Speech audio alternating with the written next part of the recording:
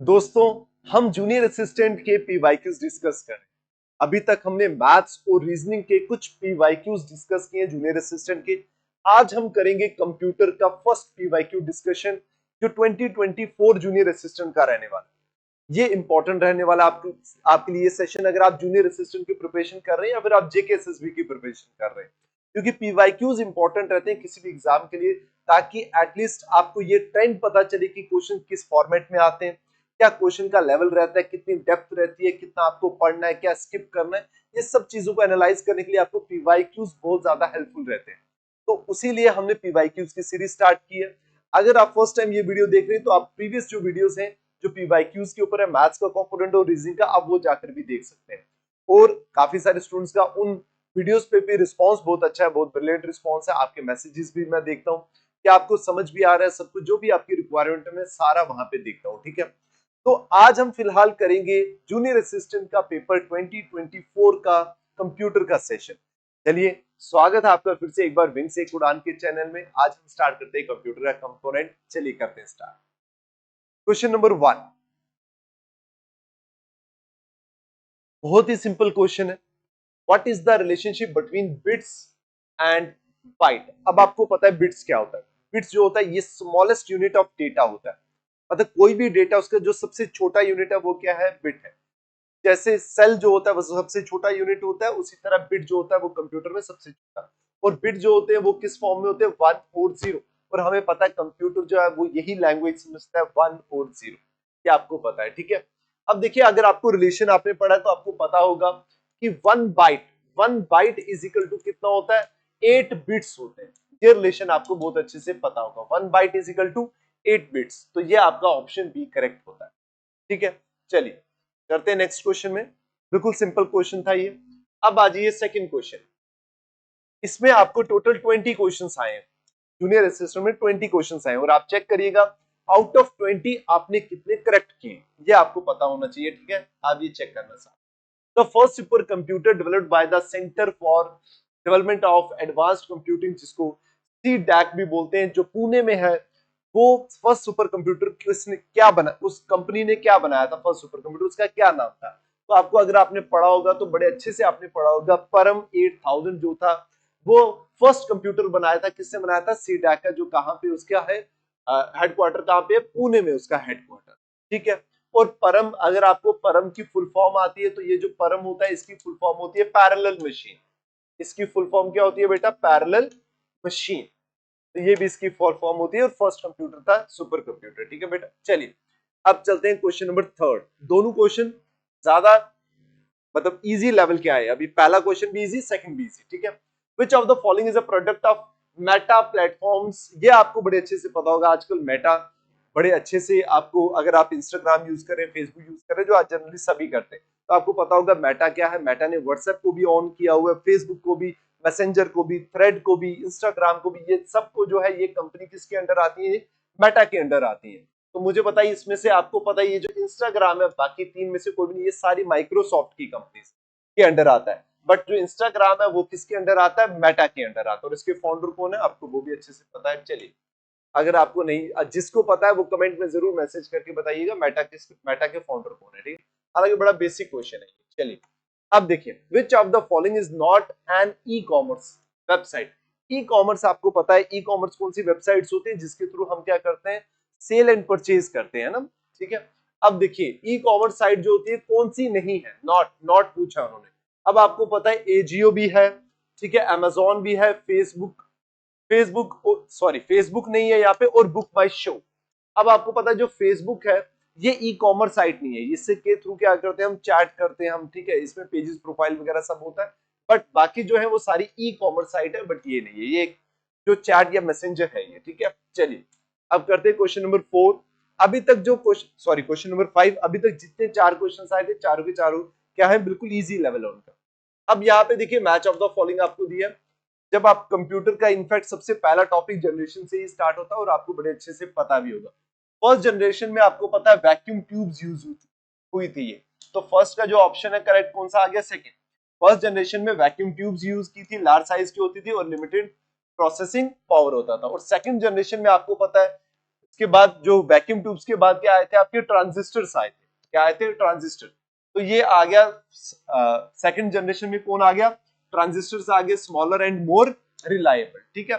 उसके बाद third generation में आपको पता है क्या आ गया था? थर्ड जनरेशन में इंटीग्रेटेड चिप्स आ गई थी। ट्रांजिस्टर को हमने क्या करना शुरू कर दिया था? चिप्स में लगाना शुरू कर दिया था। ठीक है, आईसी आना शुरू हो गया। तो ये थर्ड का ऑप्शन आ गया। फिफ्थ और फोर्थ जनरेशन में आपको बड़े अच्छे से पता है utilized microprocessor, personal computers emerge होना शुरू हो गए थे। ठीक है, ये आना शुरू हो गए थे। और फिफ्थ जनरेशन आप जो बचा वही जिसमें पैरेलल प्रोसेसिंग हुई थी, आर्टिफिशियल इंटेलिजेंस हुआ था, नेचुरल लैंग्वेज प्रोसेसिंग। अब ये आप आराम से बता सकते हैं क्योंकि इन सब में जो लेटेस्ट वो फिफ्थ जनरेशन है उसके अकॉर्डिंगली भी आप बता सकते हैं और इनफैक्ट इसको एलिमिनेट भी कर सकते हैं। अगर आपको थोड़ी भी नॉलेज होगी आप आराम से एलिमिनेट करके भी बता सकते हैं। ठीक है जी। तो इसका करेक्ट आंसर क्या आएगा? फर्स्ट का सेकंड, सेकंड का थर्ड। फर्स्ट का सेकंड, सेकंड का थर्ड, ये दोनों एलिमिनेट हो गए। फर्स्ट का सेकंड, सेकंड का थर्ड, और थर्ड का बेटा आएगा फिफ्थ। थर्ड का बेटा आ गया फिफ्थ, फोर्थ का बेटा आ गया फर्स्ट, और फिफ्थ का बेटा आ गया फोर्थ। तो आपका ऑप्शन सी क्या हो जाएगा? करेक्ट हो जाएगा। ठीक है, मैच ऑफ द फॉलोइंग है। बिल्कुल इजी था।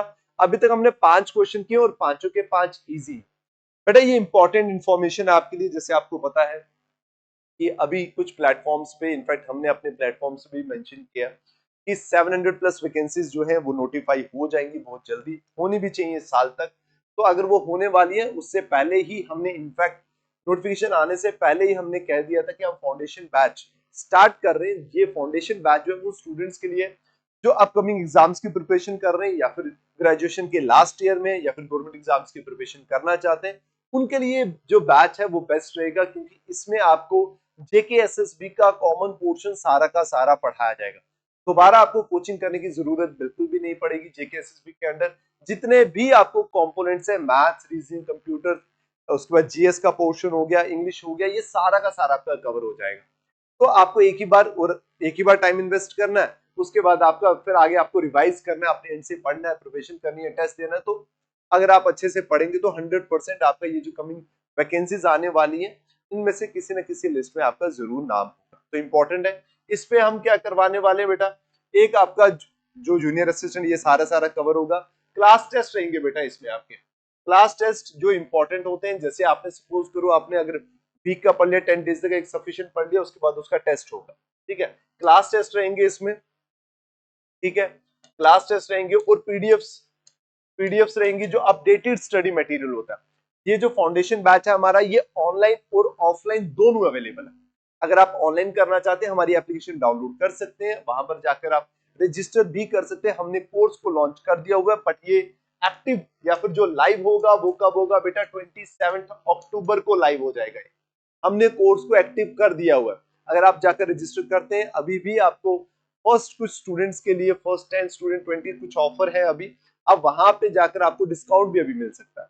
ठीक है, तो आप ज्वाइन कर सकते हैं। और प्लस साथ में इसमें आपको ऑफलाइन का भी, अगर आप ऑफलाइन आना चाहते हैं तो ऑफलाइन भी डेमो क्लासेस अवेलेबल हैं। आप आकर देख सकते हैं कि कैसा पढ़ाया जा रहा है, कैसा कितनी डिटेल में पढ़ाया जा रहा है। तो आप ज्वाइन कर सकते हो बेटा। ठीक है, जो स्टूडेंट्स बाहर के हैं, जो जम्मू से नहीं है, पीजीज जो है वो बॉयज गर्ल्स के अवेलेबल है।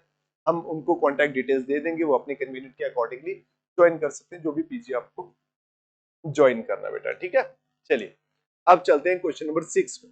अभी तक जो हमने पढ़ा बेटा वो सारे के सारे क्वेश्चन क्या है? इजी है, टफ बिल्कुल भी नहीं है। चलिए question number 6, consider the following statements about device driver. अब देखिए, डिवाइस ड्राइवर से आपको कुछ थोड़ा सा भी कॉमन सेंस लगाओगे तो आपको समझ आ जाएगा। डिवाइस का ड्राइवर मतलब ये हो गया उस डिवाइस को चलाने वाला हो गया ना, मतलब उस डिवाइस को कैसे ऑपरेट करना है, वो हो गया डिवाइस ड्राइवर बेटा। ठीक है, अब यहाँ पे आइए, कह रहे which are considered the following about device driver। ठीक है, it is a hardware device that is attached to a computer। बेटा याद रखना, डिवाइस ड्राइवर जो होता है ये हार्डवेयर नहीं होता, ये सॉफ्टवेयर होता है। ये सॉफ्टवेयर होता है जो आपके डिवाइस में डाला होता है। जैसे पेन ड्राइव है ना, पेन ड्राइव का एक अपना डिवाइस ड्राइवर होगा, क्योंकि जैसे आप पेन ड्राइव को इंसर्ट करोगे अपने सिस्टम में तो वो रीड कर देगा, आपका सिस्टम उसको रीड करेगा और बोलेगा ऐसे ऐसे यूज करना, उसको पता चल जाएगा। तो पता होना चाहिए सॉफ्टवेयर, वो सॉफ्टवेयर की फॉर्म में होता है वहां पे डिवाइस में। ठीक है, चाहे वो हार्ड डिस्क हो, पेन ड्राइव हो, मेमोरी कार्ड हो, जो भी चीजें हो, अपना कीबोर्ड हो, सबका अपना अपना ड्राइवर, डिवाइस ड्राइवर होते हैं जिससे उनको, आपको कभी फॉल्ट आता है ना किसी भी चीज में, तो तो आपने देखा होगा डिवाइड ड्राइवर को भी रिमूव करके या फिर उसको डाउनलोड करके अपलोड करके चेंज ऐसे करते हैं तो वो एक्टिव हो जाता है, चलता है, ठीक है। तो बेटा ये हार्डवेयर नहीं होता, सॉफ्टवेयर होता है। It acts as a translator between the hardware device and the operating system of application of that. बिल्कुल यही तो बात करी हमने। It instructs computer on how to communicate with the device, ये भी बात करी हमने। Translating the operating system instructions into a language that a device can understand in order to perform the necessary task। बिल्कुल ठीक, ये भी है। Examples of divide driver, printer driver भी होता है, डिस्प्ले ड्राइवर भी होता है, यूएसबी होता है, sound card driver, mother card driver, ROM driver etcetera, ये सारे के सारे होते हैं। बिल्कुल, तो इसका मतलब सेकंड, थर्ड और फोर्थ जो है वो आपका ऑप्शन सही है, तो सी आपका ऑप्शन करेक्ट है। समझ आ गया? याद रखना बस ये हार्डवेयर नहीं होता, सॉफ्टवेयर होता है, ठीक है। ये भी इजी था, इतना टफ नहीं था। अगर आपने कंप्यूटर पढ़ा होगा ये भी आपसे आराम से हो जाएगा। Which of the following is an example of internal hardware? Internal hardware, ठीक है। हार्डवेयर, हार्डवेयर क्या होता है? हार्डवेयर होता है जिसको हम टच कर सकते हैं, इंटरनल हार्डवेयर। आपको पता है जो टच पैड होता है, जो टच पैड होता है उसको हम टच कर सकते हैं, ठीक है, वो तो एक्सटर्नल हार्डवेयर हो गया। वेब कैम को भी हम टच कर सकते हैं, एक्सटर्नल हार्डवेयर हो गया। माइक्रोफोन को भी टच कर सकते हैं, बट वीडियो कार्ड को बेटा टच नहीं कर सकते। वीडियो कार्ड या फिर ग्राफिक कार्ड ये हमारे मदरबोर्ड में लगा होता है, अंदर होता है, इसको हम टच नहीं कर सकते, इसलिए इंटरनल हार्डवेयर बोलते हैं। तो ऑप्शन ए जो होगा वो करेक्ट होगा। एलिमिनेट भी कर सकते हो आप, ये भी इजी था, इतना टफ नहीं था। डायरेक्ट मेमोरी एक्सेस, ये बोलते हैं DMA. Controller is a feature with in the computer that. अब देखिए डीएमए का क्या काम होता है। डीएमए का क्या काम होता है कि अगर आपको सिस्टम को, मतलब मान लीजिए मेन मेमोरी में कोई भी डेटा पड़ा है और बिना सीपीयू के इंटरफेरेंस के आप उस मेमोरी को एक्सेस करना चाहते हो, इनपुट आउटपुट पेरिफेरल्स जो है जो हमने लगाए हुए हैं वो बिना सीपीयू को डिस्टर्ब किए हुए डायरेक्ट मेन मेमोरी से उस डेटा को एक्सेस करना चाहते हैं विदाउट इंटरफेरेंस ऑफ सीपीयू। तो आप मान लीजिए वो होता है, वो किसकी वजह से होता है? डीएमए की वजह से हो पाता है। अदरवाइज सीपीयू के थ्रू ही सारे काम होते हैं, लेकिन हम चाहते हैं कि अगर सीपीयू बाकी किसी और काम पे लगा रहे, वो अपना इंपॉर्टेंट काम करे, क्योंकि वो ब्रेन है, वो अपना इंपॉर्टेंट इन फालतू चीजों में जो हम एक्सटर्नली बिना सीपीयू के कर सकते हैं, तो हम क्यों जबरदस्ती उसको बीच में डालें, उसका टाइम क्यों ले हम। तो हम ये सोचते हैं कि कुछ ऐसा सॉफ्टवेयर या फिर कोई ऐसी चीज हो जो डायरेक्ट क्या करे, सीपीयू को बाईपास करके हम डायरेक्ट मेन मेमोरी से उसको एक्सेस कर पाए। तो वो किसके थ्रू होता है? डीएमए के थ्रू। वही लिखा होता है डायरेक्ट मेमोरी एक्सेस, मेमोरी से डायरेक्ट एक्सेस कर पाओ आप, ठीक है। तो ये क्या? Transfer the data to the main memory without intervention of CPU, बिल्कुल सही है ये, ठीक है। कोऑर्डिनेट्स कम्युनिकेशन, क्या है ये? Direct within is a feature within the computer that transfer the data to the main memory without intervention of CPU। ये बिल्कुल सही है। coordinate communication between computer and network, ये बात नहीं है, नेटवर्क की कोई बात नहीं है। ग्राफिकल इंटरफेस की कोई बात नहीं, मैनेजर सीपीयू क्लॉक, ये भी कोई बात नहीं है। तो पहला ऑप्शन ये आपका करेक्ट है।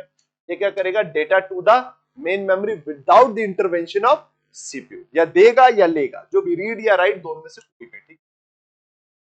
चलिए, विच of the following is not a real time operating system.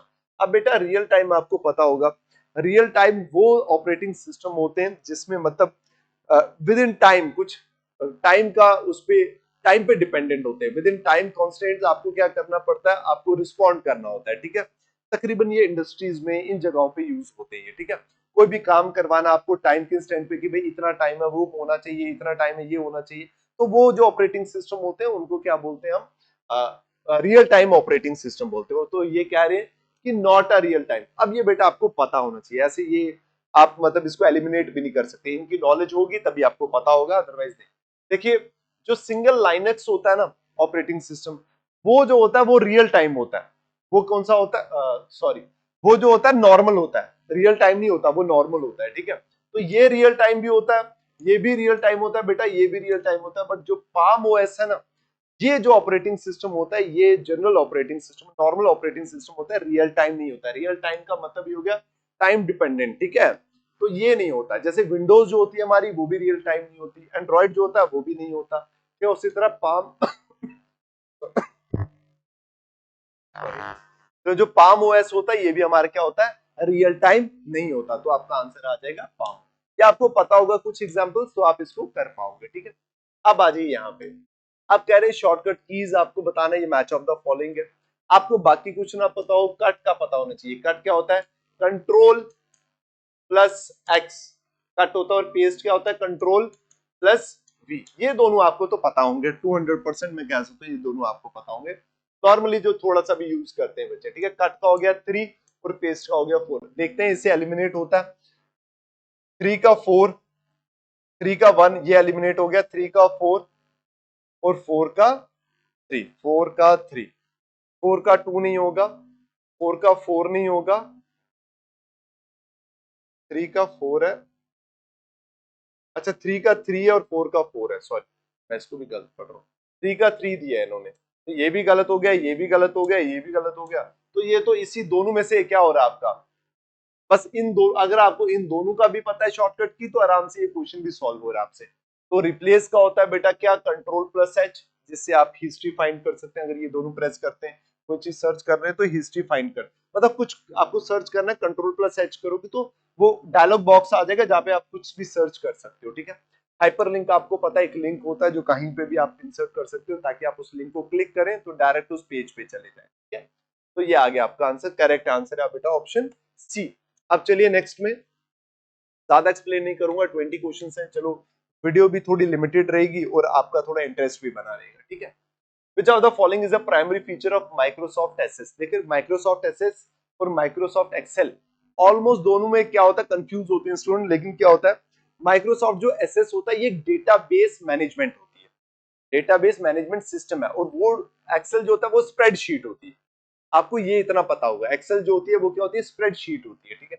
और ये डेटाबेस मैनेजमेंट मतलब तकरीबन इसका काम जो होता है कॉम्प्लेक्स डेटा को भी मैनेज करना इन सिंपल फॉर्म, तो वो एसएस का काम होता है, ठीक है।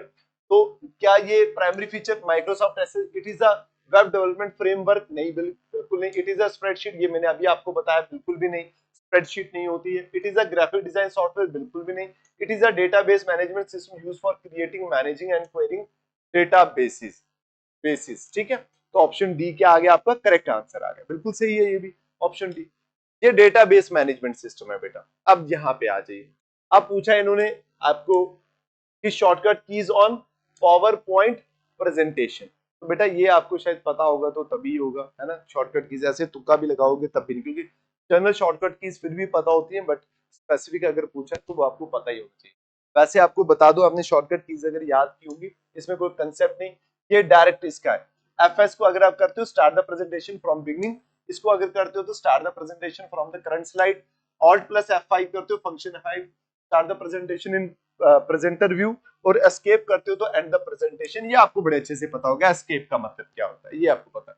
तो एक्चुअल में ये जिस सीक्वेंस में लिखा है इसी सीक्वेंस में ही है आंसर आपका, फर्स्ट का फर्स्ट, सेकंड का सेकंड, थर्ड का थर्ड, फोर्थ का फोर्थ, इसी सीक्वेंस में ही आपका आंसर बेटा। चलिए इसका आंसर क्या आ जाएगा, ये थोड़ा सा बेटा मिसप्रिंट हो गया। ये वन, ये पहले ही ऑप्शन है, वन का वन, टू का टू, थ्री का थ्री और फोर का फोर, ठीक है। अच्छा एक बेटे ने लास्ट वीडियो में, एक स्टूडेंट ने लास्ट वीडियो में कमेंट भी किया था कि सर आप टाइपिंग का, बेटा वो टाइपिंग एरर नहीं था वैसे, वो जो एग्जाम में जो हमने उठाया था वहीं से ही टाइपिंग एरर था। तो बेटा टाइपिंग एरर जो होता है ना, आप बोलते ऐसे हो ना वहां पे कमेंट पे कि पहले ठीक कर दिया करो, टाइपिंग एरर जेकेएसएसबी से भी हो रहा है, वो इतनी बड़ी ऑर्गेनाइजेशन है, ठीक है।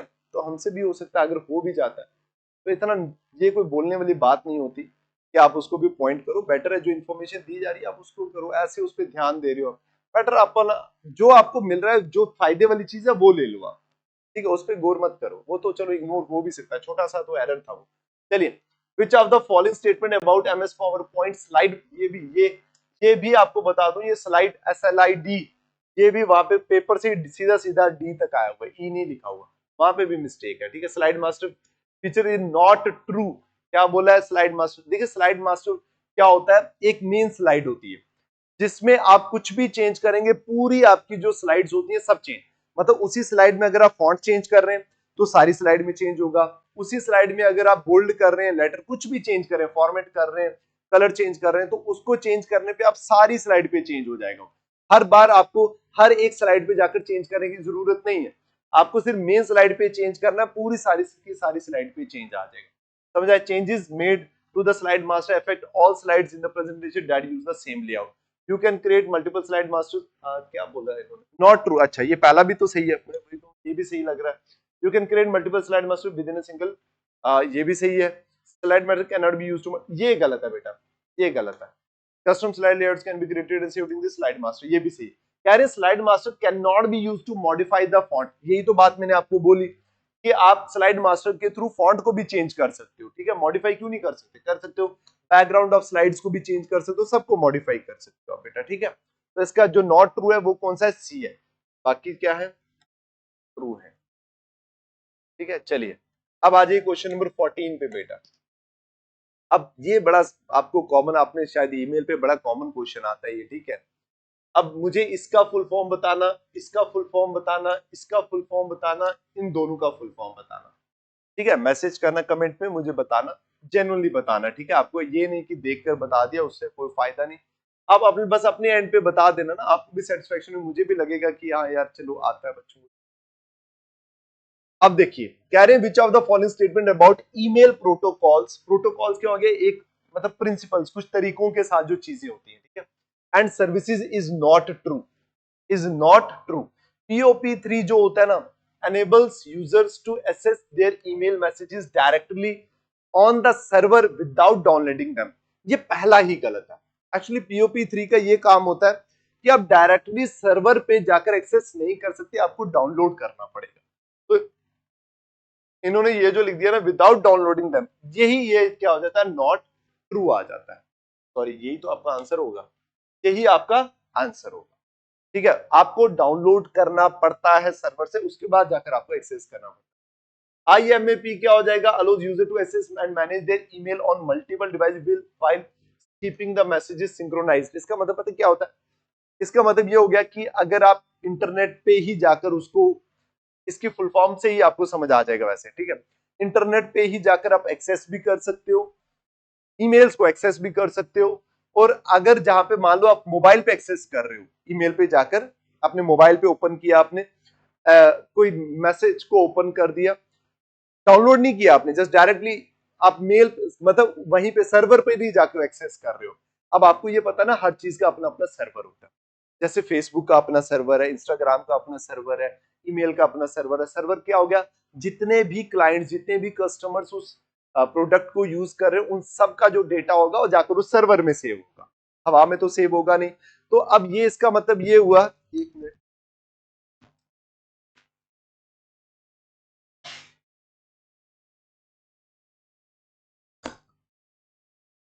सॉरी, देखिए अब वो जाकर जो सर्वर, पूरा का पूरा डेटा जाकर सर्वर में सेव होगा, ठीक है। तो अगर हम थ्रू, हम बिना डाउनलोड किए हुए एक्सेस कर पा रहे, इसका मतलब हम सर्वर में डायरेक्टली एक्सेस कर रहे हैं, ठीक है।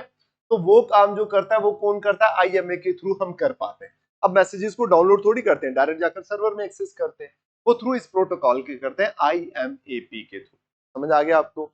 और सिंक्रोनाइज का मतलब ये है कि जैसे आपने जिस चीज को रीड कर लिया फोन पे, अगर आप सेम लैपटॉप पे चेक करोगे वहां पे भी रीड ही शो करेगा, ठीक है। पैरेलली क्या हो जाएगा, वो जो आपने यहाँ पे एक्शन परफॉर्म किया वहां पे भी सेम हो जाएगा।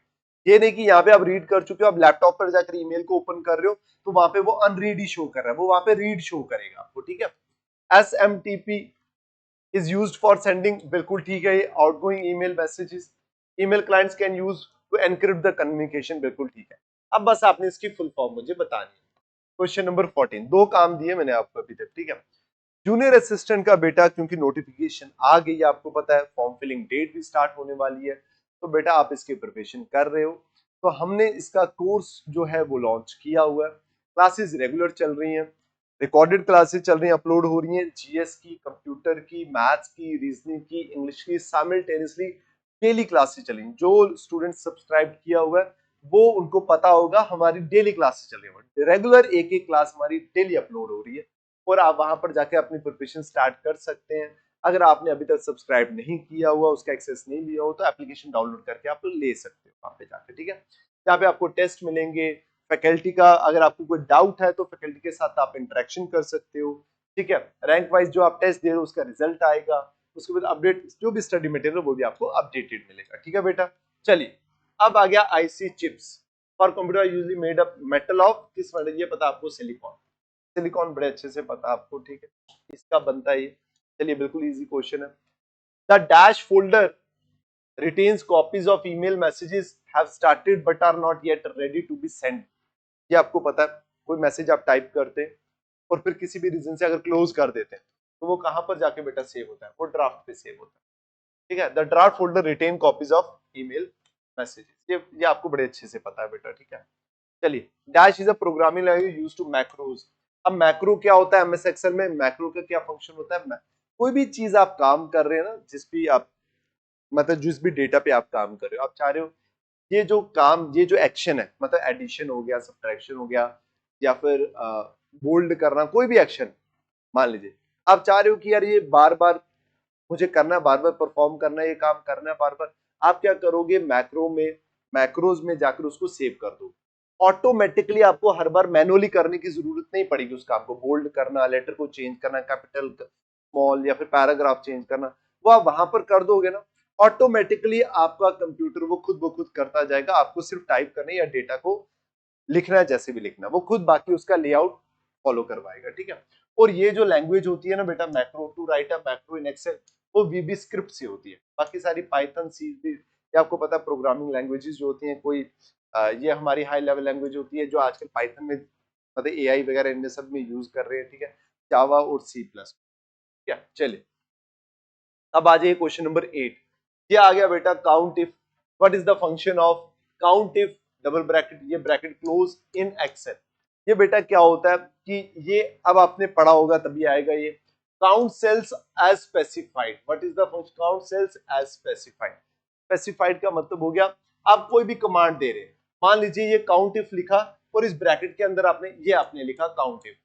काउंट इफ लिखा और काउंट इफ लेने के बाद ये कमांड दे दिया आपने कि B1 से लेकर B20 तक जितने भी सेल हैं उसमें आप क्या करिए, उसमें एक लेटर को एक मान लो 100 जितने भी B1 सेल से लेकर B20 तक जितने भी जो सेल्स हैं जिनको आपने सिलेक्ट किया हुआ है, स्पेसिफाइड किया है, काउंट सेल्स एज स्पेसिफाइड, इनको जो स्पेसिफाई किया, इनके बीच में जितनी बार भी 100 आया उन सबको 100 को आपने काउंट करना है। समझाया? नंबर ऑफ हंड्रेड्स कितनी बार रिपीट हुए, ये एक एग्जांपल दे रहा हूं मैं। तो ये काम जो करता है ये काउंट इफ की कंडीशन के साथ करता है। तो आपका आंसर आएगा ए, काउंट सेल्स एज स्पेसिफाइड, ठीक है। अब आ जाइए क्वेश्चन नंबर 19 में। What is computer firewall? बड़े अच्छे से पता आपको फायरवॉल क्या करता है। हमारे कंप्यूटर को जो मालवेयर इश्यूज होते हैं, मतलब जो हमारे साइबर अटैक्स होते हैं, उससे हमारे कंप्यूटर को बचाता है, ठीक है, वायरसेस से बचाता है, ठीक है। तो अब पढ़िए यहाँ पे, इट इज सॉफ्टवेयर और hardware based program to enhance the speed. Speed पे कोई रोल नहीं है इसका। It is based on program to protect the personal computer from crash due to bugs की वजह से क्रैश करना, कोई ऐसा नहीं। It is it is software और hardware based program to protect against threats and make the internet network secure. बिल्कुल option D, option D सही है कि आपके कंप्यूटर को प्रोटेक्ट कर रहा है, बचा रहा है थ्रेट्स, जो मालवेयर थ्रेट्स आ रही हैं आपको, साइबर थ्रेट्स आ रही हैं, उनसे बचाता है आपको, और make the internet network secure करता है। बेटा ये बेटा सॉफ्टवेयर और हार्डवेयर दोनों हो सकता है, हार्डवेयर दोनों हो सकता है, एंटीवायरस भी तो हार्डवेयर सॉफ्टवेयर दोनों, ठीक है, दोनों हो सकते हैं। चलिए question number 20 last. A dash is a pre design document that already had coordinating fonts, a layout and a background. बड़े अच्छे से पता आपको, टेम्पलेट। टेम्पलेट आप यूज करते हैं रेज्यूम बनाने के लिए, या फिर किसी भी इस तरह का कोई भी आप स्लाइड्स वगैरह बनाते हैं तो टेम्पलेट्स आप यूज करते हैं। टेम्पलेट्स में क्या होता है, प्री डिजाइन डॉक्यूमेंट होता है जिसमें ऑलरेडी हैड कोऑर्डिनेटिंग फॉन्ट्स होते हैं, जो आपके मतलब हेडर में क्या रहने वाला है, बॉडी में क्या रहने वाला है, ठीक है, वो सारे फॉन्ट्स आपके रहते हैं, लेआउट रहता है और बैकग्राउंड, ये सारा आपका प्री डिसाइडेड होता है ना, तो उसको क्या बोलते हैं हम, टेम्पलेट बोलते हैं, ठीक है। तो बेटा ये आ गया क्वेश्चन नंबर 20, और 20 आपका लास्ट क्वेश्चन था। तो बेटा 20 क्वेश्चंस आए थे 2023 के। अब मुझे ये लगता है कि ये जो लेवल था पेपर का, इसमें मैं अगर कहूं तो 10 से 12 क्वेश्चन ऐसे थे, 10 टू 12 क्वेश्चन ऐसे थे जो बहुत इजी थे, मतलब इजी लेवल के थे, इजी लेवल थे। और बाकी 13 से 20, या फिर मैं कहूं मतलब 7 टू 8 जो क्वेश्चंस थे, वो जो थे वो मॉडरेट लेवल के थे। तो टफ लेवल का इतना कोई भी नहीं था। अगर आपने पढ़ा हुआ स्टडी, हाँ बिल्कुल ही खाली खुली जा रहे हो तो फिर आपके हिसाब से तो ज्यादा ही टफ होंगे, लेकिन अगर आपने पढ़ा हुआ है बेटा सब्जेक्ट को अच्छे से, तो फिर मुझे नहीं लगता आप बोलोगे किसी भी क्वेश्चन को जो टफ था। बस ये बोल सकते हो कि मॉडरेट लेवल का था। जिन चीजों जैसे रियल टाइम ऑपरेटिंग सिस्टम आपको अगर नहीं पता तो नहीं पता, उसमें आप नहीं उसको एलिमिनेट कर सकते, काउंट इफ का जो था उसमें नहीं आप कर सकते, इस तरह कुछ क्वेश्चन थे जो मॉडरेट में थे, ठीक है। लेकिन तकरीबन जो थे 12 से प्लस जो क्वेश्चन थे वो इजी लेवल थे, ठीक है बेटा। तो आज हमने कंप्यूटर के 20 क्वेश्चंस डिस्कस कर लिए। हम तीनों कंपोनेंट डिस्कस करेंगे, मैथ्स का भी, रीजनिंग का भी और कंप्यूटर का भी। ठीक है, तो ताकि पीवाईक्यूज भी डिस्कस होते रहेंगे, अगर विद टाइम फिर हम क्या करेंगे, आहिस्ता आहिस्ता हर चैप्टर को भी कवर करेंगे। ठीक है, तो मिलते हैं नेक्स्ट वीडियो में। Till then take care, bye bye, thank you so much.